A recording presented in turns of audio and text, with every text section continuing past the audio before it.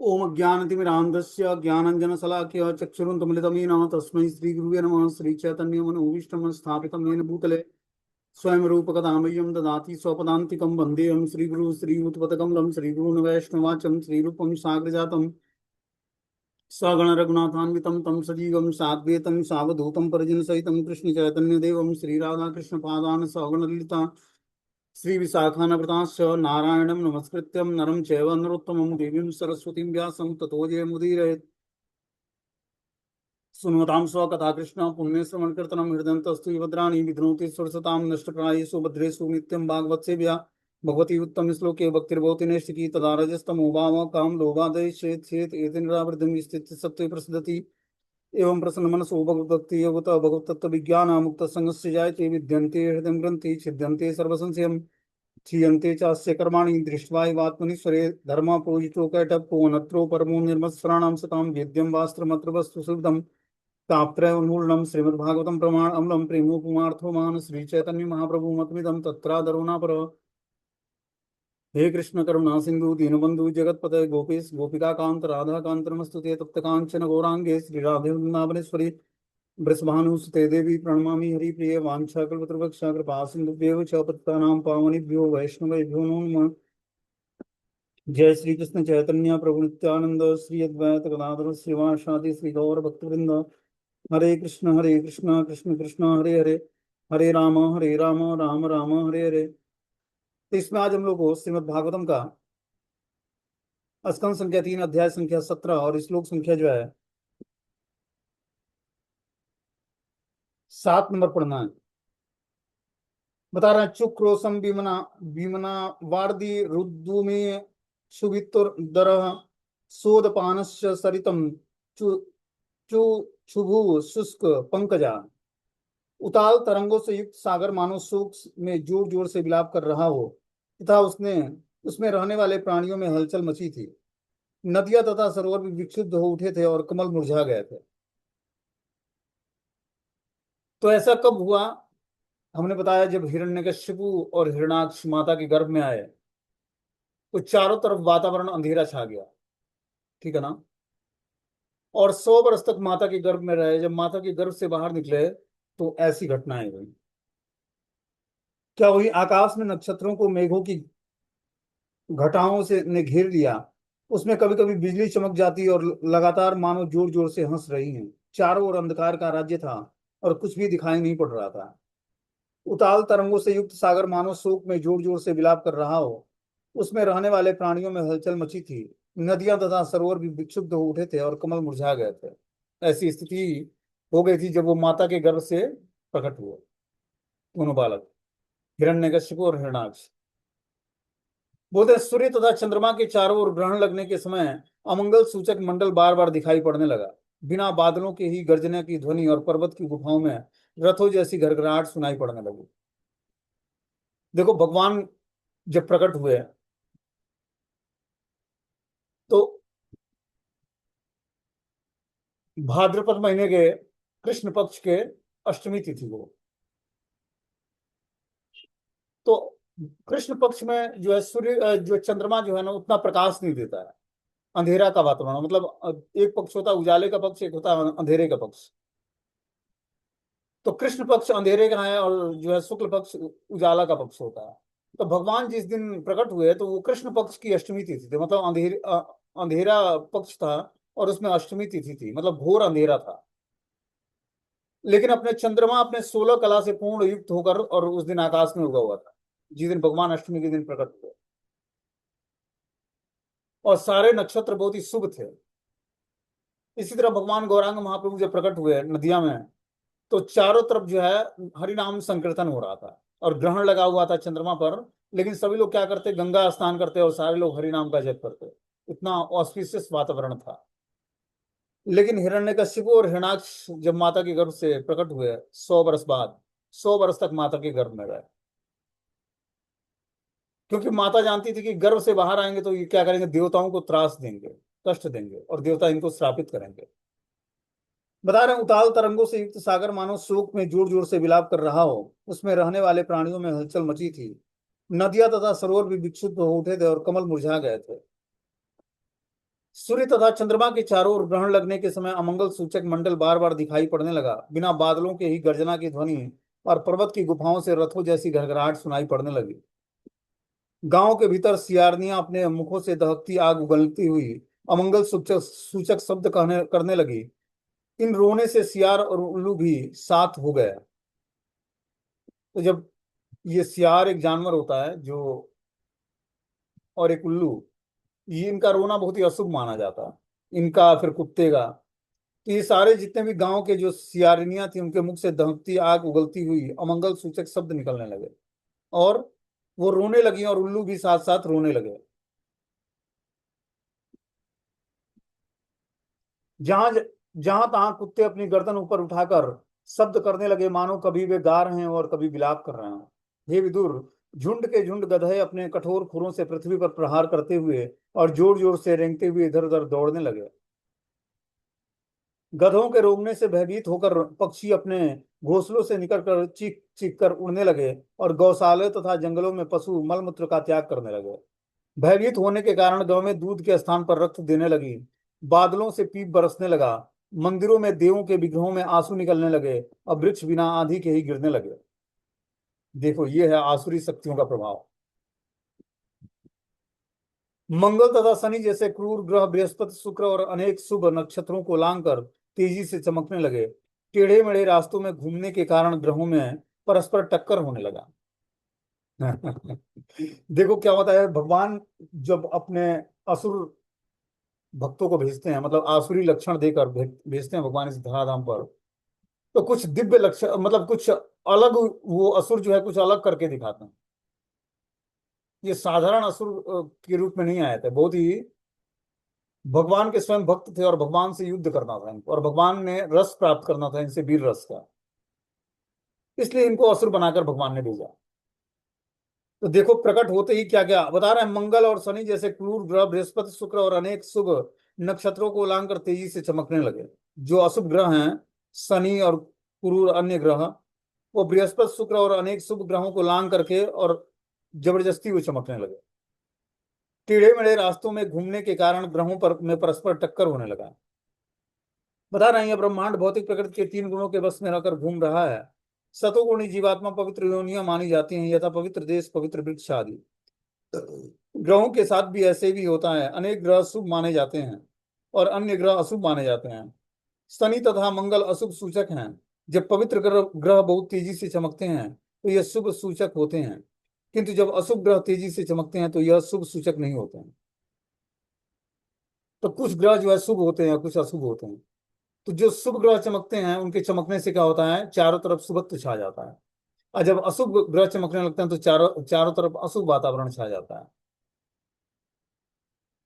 तो उस समय जो अशुभ अशुभ ग्रह थे, जैसे मंगल और शनि, ये क्रूर ग्रह जो है बृहस्पति, शुक्र और अन्य शुभ ग्रहों को लांग करके तेजी से चमकने लगे। इस प्रकार के तथा अन्य अनेक अपशगुनों को देखकर ब्रह्मा के चारों ऋषि पुत्र, जिन्हें जय तथा विजय के पतन एवं दिति के पुत्रों के रूप में जन्म लेने का ज्ञान था, उनके अतिरिक्त सभी लोग भयभीत हो उठे। उन्हें इन उत्पातों के मर्म का पता न था और वे सोच रहे थे कि ब्रह्मांड का प्रलय होने वाला है। देखो ऐसा किस कारण से हुआ, ऋषियों के श्राप के कारण हुआ। इसीलिए भक्तों को बताया जाता है कि किसी को श्राप भी नहीं देना है। और जब आप श्राप दोगे किसी भक्त को या किसी नॉन डिवोटी को, तो वो आसुरी लक्षणों से संबंधित हो जाएगा और आसुरी लक्षणों से क्या करेगा, सबको परेशान करेगा। इसलिए व्यक्ति को श्रापित श्रापित भी नहीं करना है, किसी को श्राप नहीं देना है और किसी को आशीर्वाद भी नहीं देना है। जो भगवत भजन कर रहे हैं, इन चीजों से अपने को बचा के रखना है। ना तो किसी को श्रापित करना है, ना किसी को आशीर्वाद देना है। भगवान से सबके लिए शुभ हो सबके जीवन में, इसके लिए भगवान से प्रार्थना करनी है कि सभी आपके भगवान की भक्ति से जुड़े हैं और भगवान की भक्ति कर रहे हैं। इसके लिए हमें प्रार्थना करनी है भगवान से। और किसी के लिए कोई प्रार्थना, कोई आशीर्वाद, कोई श्राप नहीं देना। ये ऋषियों के श्राप से इतना भयानक असुर बने हुए। इससे क्या लेसन मिलता है कि किसी भी महात्मा को, किसी अपने से कनिष्ठ व्यक्ति को श्रापित नहीं करना चाहिए। बता रहे भगवत गीता के 7वें अध्याय में बता रहे, इस प्रकार के तथा अन्य अनेक अपशगुनों को देखकर ब्रह्मा के चारों पुत्र ऋषि, जिन्हें जय और विजय के पतन और दिति के पुत्रों का के रूप में जन्म लेने का ज्ञान था, उनके अतिरिक्त सभी लोग भयभीत हो उठे। उन्हें इन उत्पातों के मर्म का पता ना था और वे सोच रहे थे कि ब्रह्मांड का प्रलय होने वाला है। तो चारों कुमारों और ब्रह्मा के अतिरिक्त जो है सारे लोग भयभीत हो गए। ऐसे वातावरण क्रिएट हो गया पूरे प्रकृति में कि जैसे लगा कि अब ब्रह्मांड का प्रलय हो जाएगा। बता रहे हैं भगवत गीता के सप्तम अध्याय के अनुसार प्रकृति के नियम इतने कठोर हैं कि कोई भी जीवात्मा इसका अतिक्रमण नहीं कर सकता। यह भी बताया गया कि कृष्ण भक्ति में पूर्णतया कृष्ण को अर्पित जीवात्मा ही बच सकता है। जब प्रकृति का अतिक्रमण होता है तो उसमें एक साथ सारे जीवात्माओं को मरना पड़ता है या एक साथ सबको झेलना पड़ता है उसको। जो भगवान का शुद्ध भक्त नहीं है वो सब लोग प्रभावित होंगे उससे। जैसे कोरोना आया था तो कोरोना पीरियड में ऐसा वो उसने नहीं किया कि जो है भक्तों को नहीं पकड़ेंगे या बस नॉन डिवोटी को, ऐसा नहीं हुआ। उसने कोरोना का जो आक्रामक रूप था वो सबको प्रभावित किया, चाहे भक्त हो या नहीं है, सबको प्रभावित किया। लेकिन जो उसी में जो भगवान का पूर्ण रूपेण आश्रित जीवात्मा है उसको भगवान ने रक्षा भी की। तो हर परिस्थिति में जब जीवात्मा भगवान की शरण ग्रहण करेगा तभी उसकी रक्षा हो पाएगी। नहीं तो भौतिक संसार में जब जब ये तीन क्लेश व्यक्ति को निश्चित रूप से प्रभावित करते हैं और बहुत बड़े लेवल तक भगवान की भक्ति करने पर भी ये प्रभावित करते हैं। ऐसा नहीं कि बस छोटे लेवल के भक्तों को ही परेशान करते हैं या जो भक्त नहीं है उसको परेशान है, ऐसा नहीं है। बड़े लेवल पर होने के बाद भी ये जो है जो प्रकृति के ये हैं, तीन क्लेश हैं प्रकृति में, वो क्लेश व्यक्ति को लंबे समय तक प्रभावित करते हैं। ये जब व्यक्ति तीनों गुणों से ऊपर उठ जाता है तभी इन तीनों क्लेशों से छूट पाता है और पूर्ण रूपेण जो है शुद्ध सत्व के प्लेटफॉर्म पर अपनी चेतना को स्थिर कर पाता है। इतना आसानी से नहीं होता है कि हम जो है प्रकृति के तीनों गुणों से छूट जाएं। इस प्रकृति के तीनों गुणों के अंतर्गत ही हम कार्य करते हैं। कभी जो है हम रजोगुण के अंतर्गत कार्य करते हैं, कभी सतोगुण के, कभी तमोगुण के। जैसी हमारी गुणों की प्रधानता वैसी हमारी एक्टिविटी हो जाती है, वैसे सोचने समझने कार्य करने की शैली होती है। तो इन्हें प्रकृति के तीन गुणों से अपने को छुड़ाना है और छुड़ा कर क्या करना है, अध्यात्म में स्थिर करना है। तब जाकर हम जो है प्रकृति के जो अलग अलग जो है क्लेश हैं वो हमें सताना छोड़ेंगे। बता रहे श्रीमद् भागवतम के इस विवरण से हम यह जान सकते हैं कि दो महान असुरों के जन्म लेने के अनेकानेक प्राकृतिक उत्पात होना प्रारंभ हो गए। अप्रत्यक्ष रूप से यह समझना चाहिए कि जैसा पहले वर्णन किया जा चुका है, जब भी पृथ्वी पर ऐसे उत्पात सतत होते हैं तो यह इस बात का सूचक है कि कुछ आसुरी लोग उत्पन्न हो गए हैं। तो जब भी सृष्टि में ऐसे जो हैं उत्पात मचते हैं, जो अप्राकृतिक जो है क्या आता है, जैसे भूकंप आना या महामारी फैलना या अनेक बीमारियां फैल जाती हैं, हैजा प्लेग, ये सब क्या है, आसुरी शक्तियों के बढ़ने से ऐसा होता है। और जो समाज में संकीर्तन न हो, जो है दिव्य धरातल पर जो है ब्रह्मचारी वानप्रस्थी और सन्यासी तपस्या ना करें, नाम संकीर्तन ना करें, जो है ग्रंथों को पढ़े ना, लोगों को दिव्य ज्ञान प्रदान न करें, तो समाज में और भी बहुत ही उथल पुथल मच जाएगा। क्योंकि गृहस्थ तो अपना ही घर नहीं संभाल पाता है। अपने ही दो बच्चे और पत्नी पति को संभालना हो वही मुश्किल है गृहस्थ के लिए। लेकिन जो वानप्रस्थ आश्रम में है या संन्यास आश्रम में है या ब्रह्मचारी आश्रम में है, उनके जो भगवान की भक्ति करने का जो शैली है या उनका जो दिनचर्या है या उनका जो जीवन जीने का जो तरीका है, उससे समाज में शांति बनी हुई है। क्योंकि उनका पूरा जीवन भगवान को समर्पित है और पूरे दिन भर क्या करना, भगवत चर्चा करना है, भगवान का चिंतन करना है, भगवान का नाम कीर्तन करना है। तो इससे क्या होता है, पूरा वातावरण, और जो एक भगवान का शुद्ध भक्त है उसके संकल्प मात्र से पूरे ब्रह्मांड की वो रक्षा कर सकता है। एक भगवान का शुद्ध भक्त पूरे ब्रह्मांड को भक्त बना सकता है अपने संकल्प शक्ति के द्वारा। लेकिन ऐसा दृढ़ भक्त भी होना बड़ा मुश्किल कार्य है कि अपने संकल्प शक्ति से पूरे ब्रह्मांड को क्या करे, भक्त बना दो। ऐसा तो भगवान की कृपा से ही कोई ऐसा भक्त बन पाएगा जिसके संकल्प से पूरा विश्व जो है भगवान की भक्ति से जुड़ जाए और भगवत नाम का जप करने लगे, कीर्तन करने लगे।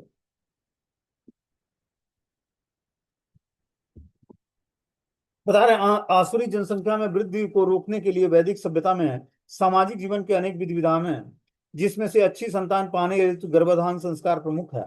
भगवत गीता में अर्जुन श्री कृष्ण से कहते हैं कि यदि वर्ण संकर लोग उत्पन्न होंगे तो यह सारा संसार नरक जैसा बन जाएगा। लोग विश्व में शांति चाहते हैं किंतु गर्भाधान संस्कार का लाभ न उठा सकने के कारण अनेक अवांछित शिशु जन्म लेते हैं, जिस प्रकार दीति के गर्भ से असुर उत्पन्न हो गया।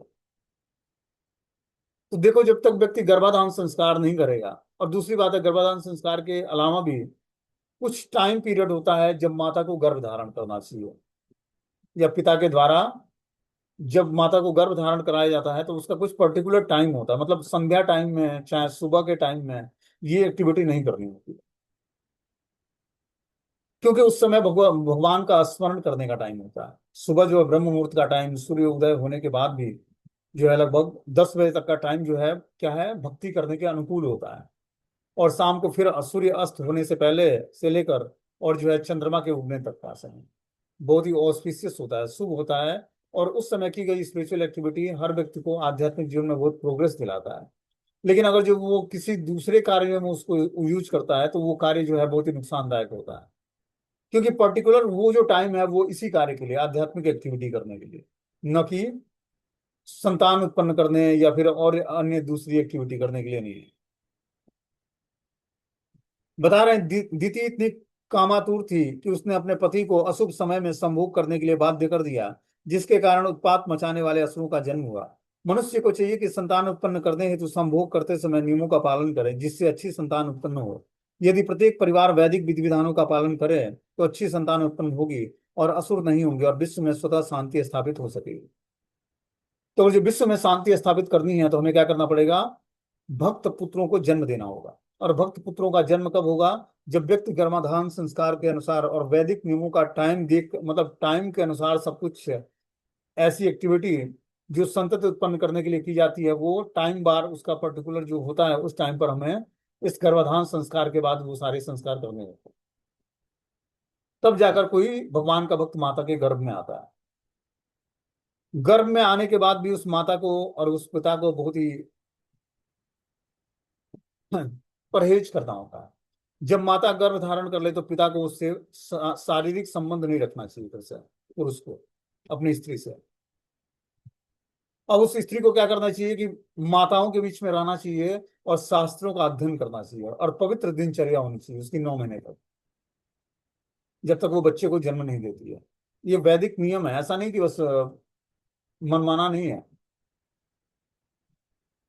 एक बार जब माता गर्भ धारण कर ले तो पुरुषों से अलग हो जाए, माताओं के बीच में रहे और भगवान का भोग लगा हुआ प्रसाद खाए, ज्यादा खट्टा मीठा लवण युक्त भोजन न करे, मसालादार।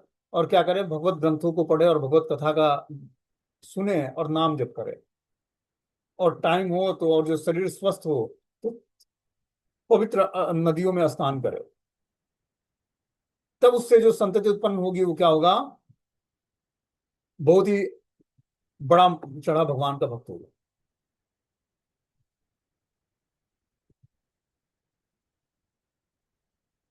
बोलते तावादि दैत्यो सहसा व्यज्यमानात्म पुरुषो विविधाते अस्म सारेण कायेन द्रौपदी वह। पूरा काल में प्रकट इन दोनों असुरों के शरीर में शीघ्र ही असामान्य लक्षण प्रकट होने लगे। उनके शारीरिक ढांचे इस्पात के समान थे और वे दो विशाल पर्वतों के समान बढ़ने लगे। तो देखते देखते कुछ ही समय में शारीरिक ढांचे उनके जैसे लगते, इस्पात मतलब लोहे का बना हुआ है ऐसा शरीर प्राप्त था उनको। और दो विशाल पर्वतों के समान वो बढ़ने लगे। जैसे पर्वत भी क्या होता है, पहले पर्वत उड़ा करते थे, उनके पंख हुआ करते थे पर्वतों के, और उनमें भी प्रोग्रेस होता था, पर्वत भी बढ़ा करते थे और उड़ा करते थे, दोनों कार्य होता था। बता रहे हैं संसार में दो प्रकार के मनुष्य होते हैं, एक असुर कहलाते हैं और दूसरा देवता। देवता मानव समाज की आत्मिक उन्नति करने में लगे रहते हैं, किंतु असुर शारीरिक और भौतिक उन्नति में विश्वास करते हैं। दिति के गर्भ से उत्पन्न दोनों असुर अपने शरीर को लोहे के समान शक्तिशाली बनाने लगे। वे इतने ऊंचे थे कि आसमान को छूने लग रहे थे। वे अमूल्य आभूषणों से अलंकृत थे और इसी को वे जीवन की सार्थकता समझ रहे थे। प्रारंभ में वैकुंठ के दोनों द्वारपाल जय और विजय को इस भौतिक संसार में जन्म लेना था, जहाँ साधुओं के श्राप के अनुसार उन्हें श्री भगवान के प्रति सदा क्रुद्ध रहने की भूमिका अदा करनी थी। अतः आसुरी व्यक्तियों के रूप में वे इतने क्रुद्ध रहने लगे कि श्री भगवान ने उनका उनका कोई प्रयोजन नहीं रहा और वे भौतिक तथा शारीरिक उन्नति में ही लगे रहे। तो एक तो आसुरी शरीर धारण किया था और ब्राह्मणों के श्राप से, तो इनको भगवान का स्मरण नहीं रहा या भगवान के किसी कार्य का प्रयोजन नहीं रहा, मात्र भौतिक और शारीरिक उन्नति करना ही इनके जीवन का उद्देश्य रहा। देखो कहाँ वैकुंठ के द्वारपाल और कहाँ ऋषियों के श्राप से भौतिक जीवन स्वीकार करो। यह वैष्णव अपराध का फल।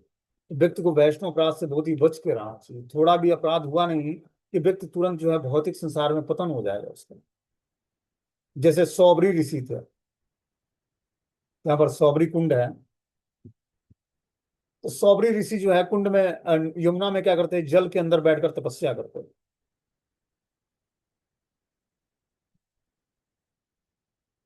तो एक बार जो है गरुण आकर जो है और यमुना में मछली खाने लगा।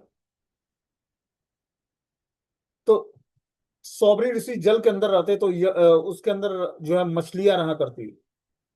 तो मछलियों को देखकर सौबरी ऋषि बड़े प्रसन्न रहते।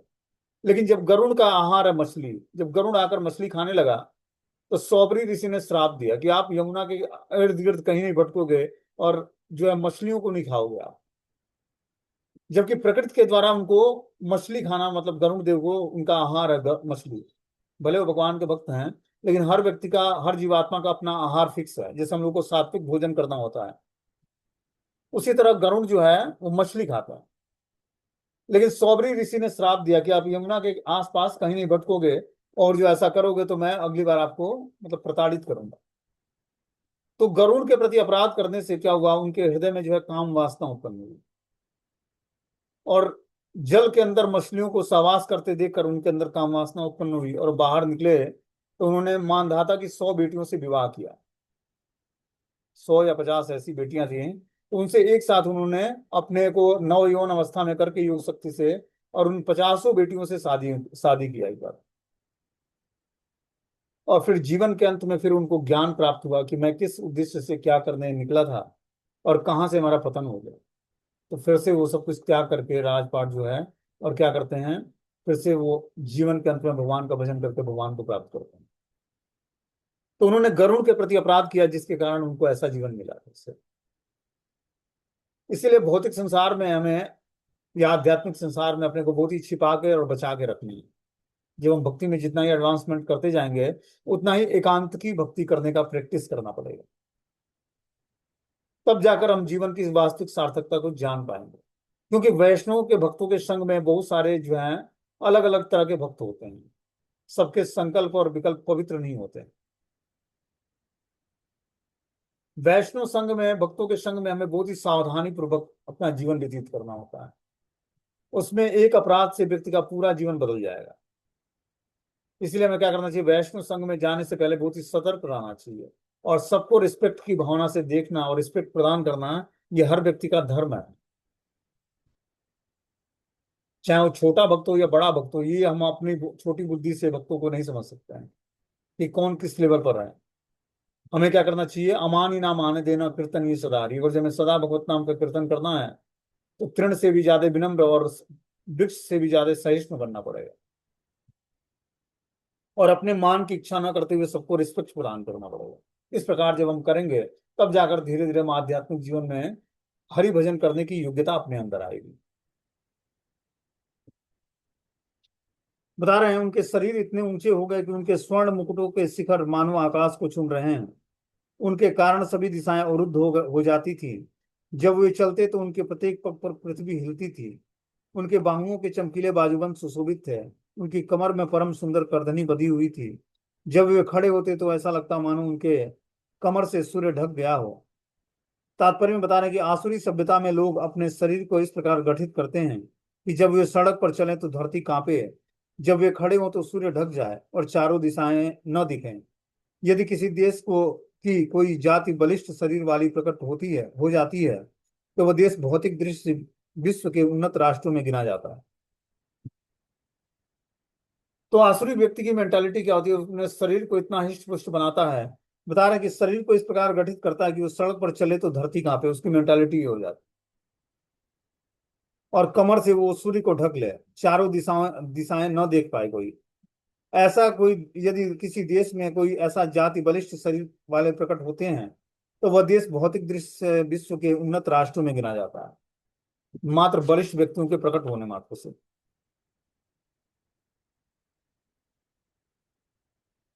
आगे इसमें बता रहे हैं, जीवात्मा के सृष्टा कश्यप ने अपने जुड़वा पुत्रों का नामकरण किया। जो पहले उत्पन्न हुए उनका नाम उन्होंने हिरण्याक्ष रखा, और जिसको दिति ने अपने गर्भ में धारण किया उसका नाम हिरण्यकश्यपु रखा।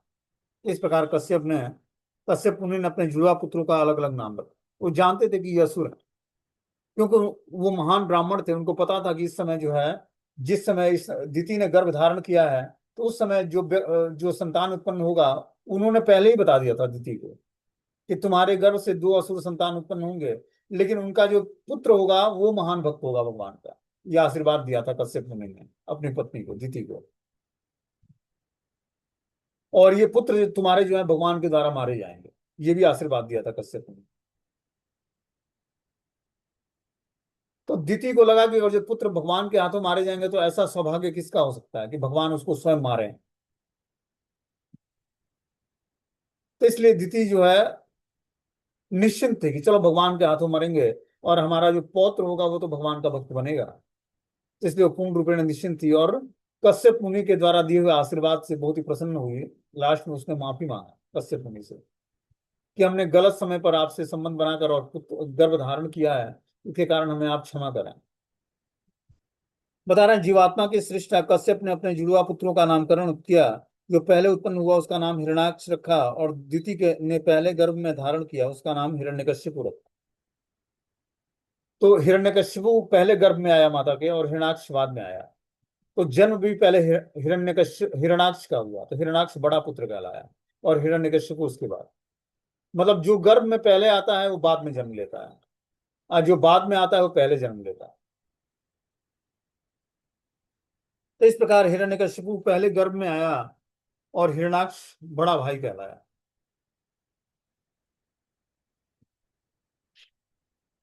ज्येष्ठ पुत्र हिरण्यकश्यपु को तीनों लोकों में किसी से भी अपने मृत्यु का भय न था, क्योंकि उन्हें ब्रह्मा से वरदान प्राप्त हुआ था। इस वरदान के कारण यह अत्यंत दंभी और अभिमानी हो गया था, और तीनों लोगों को अपने वश में करने में समर्थ था। क्या बता रहे हैं कि ज्येष्ठ पुत्र हिरण्यकश्यपु को तीनों लोकों में किसी से भी अपनी मृत्यु का भय न था। ऐसा वो असुर था कि तीनों लोकों में भयभीत नहीं रहता था, तीनों लोक में उसका कोई कुछ बिगाड़ न सके, ऐसा उसको वरदान प्राप्त था। और वो भय रहित था, क्योंकि उसने ब्रह्मा जी से वरदान प्राप्त किया था। इस वरदान के कारण यह अत्यंत दंभी और अभिमानी हो गया था, और तीनों लोगों को अपने वश में करने में समर्थ था। तो ऐसा ये असुर था कि ब्रह्मा जी से आशीर्वाद प्राप्त करके तीनों लोगों को वश में करने की इसके अंदर योग्यता थी।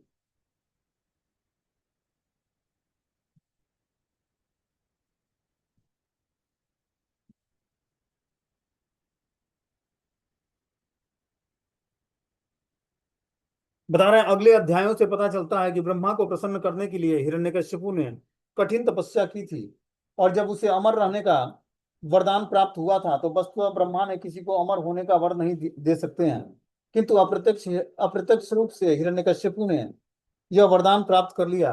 इस भौतिक संसार का कोई भी व्यक्ति उसको मार ना सके। तो हम देखते हैं कि जो है, जब हिरण्यकश्यपु ने 36,000 सालों तक दिव्य तपस्या की, तो ब्रह्मा जी से ना अमरत्व का वरदान मांगा उसने। तो ब्रह्मा जी ने बोला, हे हिरण्यकश्यपु, मैं खुद अमर नहीं हूं तो तुमको अमरत्व का वरदान कैसे दे सकता हूं। तब हिरण्यकश्यपु ने दिमाग लगाना शुरू किया कि आखिर मैं अमरत्व का वरदान कैसे प्राप्त करूंगा ब्रह्मा जी से। तो उसने वरदान क्या मांगा कि मैं न दिन में मरूं न रात में, न घर के अंदर न घर के बाहर, न किसी मनुष्य से न किसी जानवर से, न किसी अस्त्र से न किसी शस्त्र से, न आकाश में न पाताल में, न धरती पर, न दिन में न रात में। मतलब अपना सारा दिमाग लगा लिया कि किसी भी तरीके से मैं मृत्यु को प्राप्त ना हो पाऊं और अमर बन जाऊं। लेकिन भगवान के आगे किसकी चलेगी। भगवान ने ब्रह्मा जी के द्वारा दिए हुए आशीर्वाद की मर्यादा को रखते हुए भगवान ने ऐसा अवतार लिया, और इस समय पर ऐसे अस्त्रों से मारा हिरण्यकश्यपु को, जो ब्रह्मा जी के द्वारा दिया हुआ सारा आशीर्वाद को प्रॉपर तरीके से न भगवान ने क्या किया, उसकी मर्यादा रखी। न दिन में न रात में, तो भगवान ने संध्या टाइम में, न घर के अंदर न घर के बाहर, तो घर के दहलीज पर, न दिन और न अस्त्र से न शस्त्र से, तो क्या अपने नाखूनों से भगवान ने। और फिर जो है न घर के अंदर न घर के बाहर, तो दहलीज पर भगवान ने मारा। और जो है न आकाश में न धरती पर, तो भगवान ने अपने गोद में बैठाकर उसको क्या किया, अपने नाखूनों से फाड़ दिया। तो यहाँ पर बता रहा है कि अगले अध्याय से पता चलेगा कि ब्रह्मा को प्रसन्न करने के लिए हिरण्यकशिपु ने कठिन तपस्या की थी। जब उसे अमरत्व अमर रहने का वरदान प्राप्त हुआ तो वस्तुतः ब्रह्मा जी किसी को अमर होने का वरदान नहीं दे सकते, किंतु अप्रत्यक्षतः हिरण्यकशिपु ने यह वरदान प्राप्त कर लिया था कि इस भौतिक संसार का कोई भी व्यक्ति उसको मार न सके। दूसरे शब्दों में, चूंकि वह मूलतः वैकुंठ धाम में से आया था, अतः इस लोक का कोई भी व्यक्ति उसे मार नहीं सकता था। इसलिए उसे मारने के लिए स्वयं भगवान को प्रकट होना पड़ा। भले ही कोई अपने ज्ञान के भौतिक विकास पर इतराए, किंतु वह जन्म, मृत्यु, जरा और व्याधि, इन चार भौतिक नियमों के प्रति निश्चेष्ट नहीं रह सकता है। तो इस प्रकार ब्रह्मा जी से आशीर्वाद प्राप्त करके वो निश्चिंत था कि मैं मृत्यु को प्राप्त नहीं होऊंगा। लेकिन भगवान के आगे किसकी चलती है? भगवान ने ऐसा वो सारे वरों को कैंसिल करके और ऐसा तरीका निकाला कि जिससे हिरण्यकशिपु का वध कर सके भगवान। बता रहे हैं, छोटा भाई हिरण्याक्ष अपने कार्यों से अपने अग्रज भ्राता को प्रसन्न रखने के लिए उद्यत रहता था। हिरण्यकशिपु को प्रसन्न रखने के उद्देश्य से ही उसने अपने कंधे पर गदा रखी और लड़ने की इच्छा से पूरे ब्रह्मांड में घूम आया। यह आसुरी प्रवृत्ति है कि परिवार के सभी सदस्यों को अपनी इंद्रिय तृप्ति के लिए इस ब्रह्मांड के समस्त साधनों का उपभोग करना सिखाया जाए, जबकि दैवी प्रकृति भगवान की सेवा में प्रत्येक वस्तु को लगाने के लिए प्रेरित करती है। तो हिरणाक्ष ने क्या किया? हाथ में गदा लेकर अग्रज भ्राता को, मतलब हिरण्यकश्यपु को प्रसन्न करने के लिए हिरणाक्ष ने गदा धारण करके और पूरे ब्रह्मांड में घूम लिया कि कोई उससे लड़ने के लिए तैयार हो जाए। तो ये साधारण योद्धा नहीं थे सब, ये भगवान के स्वयं भक्त थे और भगवान के द्वारा शक्ति प्रदत्त योद्धा थे। तो पूरे ब्रह्मांड में इन्होंने घुमा हिरणाक्ष ने कि कोई उससे गदा से जो है युद्ध कर ले। बता रहे हैं यह आसुरी प्रवृत्ति है कि परिवार के सभी सदस्यों को अपने इंद्रिय तृप्ति के लिए इस ब्रह्मांड के समस्त साधनों का उपभोग करना सिखाया जाए, जबकि दैवी प्रकृति भगवान की सेवा के में प्रत्येक वस्तु का को लगाने के लिए प्रेरित करती है। हिरण्यकशिपु स्वयं अत्यधिक बलशाली था। उसने अपने छोटे भाई हिरणाक्ष को भी बलवान बनाया था, जिससे वह हर एक से लड़ने और प्रकृति पर अपना प्रभुत्व, प्रकृति पर जहां तक संभव हो स्वामित्व प्राप्त करने में उसकी सहायता कर सके। यदि संभव हो तो वह सदा के लिए ब्रह्मांड पर शासन करना चाह रहा था। ये सब आसुरी जीव की प्रकृति के लिए का प्रदर्शन है। तो आसुरी जो जीवात्मा होता है वो क्या करता है? स्वामित्व की भावना रखता है। बता रहे हैं वह हर एक से लड़ने और प्रकृति पर जहां तक संभव हो स्वामित्व की भावना को प्राप्त करने में सहायता कर सके। यदि संभव हो तो सदा के लिए ब्रह्मांड पर शासन करना चाह रहा था। तो इस मेंटालिटी से हिरण्यकशिपु जो है, बता रहे हैं कि जो है अपने हिरणाक्ष को उसने इस तरह से क्या बता रहे हैं कि आसुरी प्रवृत्ति परिवार के सभी सदस्यों को अपनी इंद्रिय तृप्ति के लिए इस ब्रह्मांड के समस्त साधनों का उपभोग करना सिखाता है। कि जो आसुरी प्रवृत्ति के लोग हैं वो समस्त साधनों को अपनी इंद्रिय तृप्ति में कैसे लगाया जाए इसका वो अच्छे तरीके से जानते हैं कि कैसे सारी वस्तुओं का भोग स्वयं अपनी इंद्रियों को प्रसन्न करने के लिए किया जाए। तो ऐसा व्यक्ति असुर कहलाता है, जो क्या होता है, जो भौतिक संसार की सारी वस्तुओं को अपने भोग में कैसे लगाया जाए इसके लिए वो प्रयास करता है।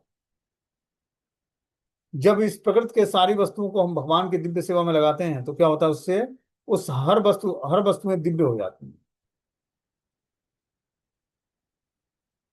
लेकिन अगर जो भगवान के द्वारा दिए हुए स्वामित्व जो है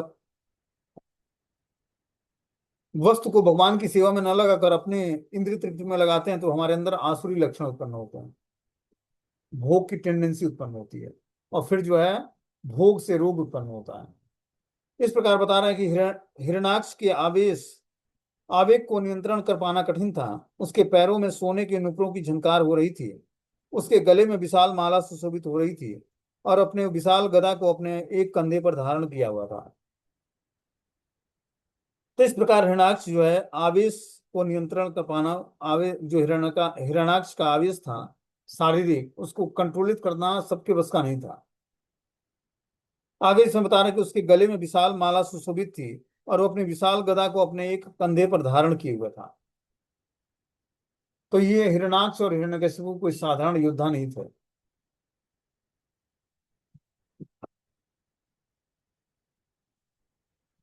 बता रहे हिरणाक्ष के आवेश को नियंत्रण कर पाना कठिन था। जो हिरणाक्ष के अंदर आवेश था उसको नियंत्रण कर पाना साधारण व्यक्ति के बस का नहीं था। उसके पैरों में सोने के नुपुरों की झंकार हो रही थी, उसके गले में विशाल माला सुशोभित हो रही थी और वो अपनी विशाल गदा को अपने एक कंधे पर धारण किए हुआ था। इस तरह उसका असुर का स्वाभाविक लक्षण था। बता रहे हैं उसके मनोबल, शारीरिक बल और ब्रह्मा द्वारा प्राप्त वरदान ने उसे दम्भी बना दिया था। उसे न किसी से अपनी मृत्यु का भय था और न ही उस पर किसी का अंकुश था। अतः देवता उसे देखकर भी भयभीत हो उठते और अपने को उसी प्रकार छिपा लेते जिस प्रकार गरुड़ के भय से सर्प छिप जाता है। तो हिरण्याक्ष को देखकर सारे देवी देवता भी भयभीत थे। बता रहे हैं जैसा कि यहाँ पर वर्णन है, सामान्य रूप से असुर अत्यंत बलिष्ठ होते हैं, अतः उनकी मानसिक दशा भी ठीक रहती है और उनका शीघ्र असाधारण और उनका शौर्य असाधारण होता है। हिरण्याक्ष और हिरण्यकशिपु उस ब्रह्मांड के भीतर किसी के द्वारा न जाने पर न जा सकने का वरदान प्राप्त करके प्राय अमर बन गए थे और पूर्णतया निर्भर हो चले थे। तो यहाँ बता रहे हैं कि सामान्य रूप से असुर अत्यंत बलिष्ठ होते हैं, अतः उनकी मानसिक दशा भी ठीक रहती है और उनका शौर्य असाधारण होता है। हिरण्याक्ष और हिरण्यकशिपु इस ब्रह्मांड के भीतर किसी भी के द्वारा मारे न जा सकने वाले वरदान को प्राप्त करके प्राय अमर बन गए थे और पूर्णतया निर्भर हो चले थे। तो बता रहे हैं कि हिरण्यकशिपु हिरण्याक्ष के पुत्र के रूप में भीतर किसी के द्वारा न मारे जा सकने का वर प्राप्त करके प्राय अमर बन गए थे, पूर्णतया निर्भर हो चले थे।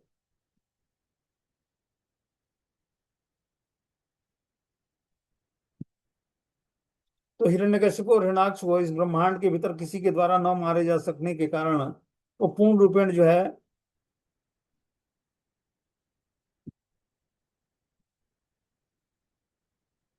अमर बन गए थे और पूर्णतया निर्भर हो चले थे कि अब हम लोगों को कोई वध नहीं कर सकता है। भले ही हम लोगों ने अस्त्र शस्त्र पहना हो, लेकिन अब लोगों का कोई वध नहीं कर सकता, इसलिए वो निश्चिंत हो गए थे।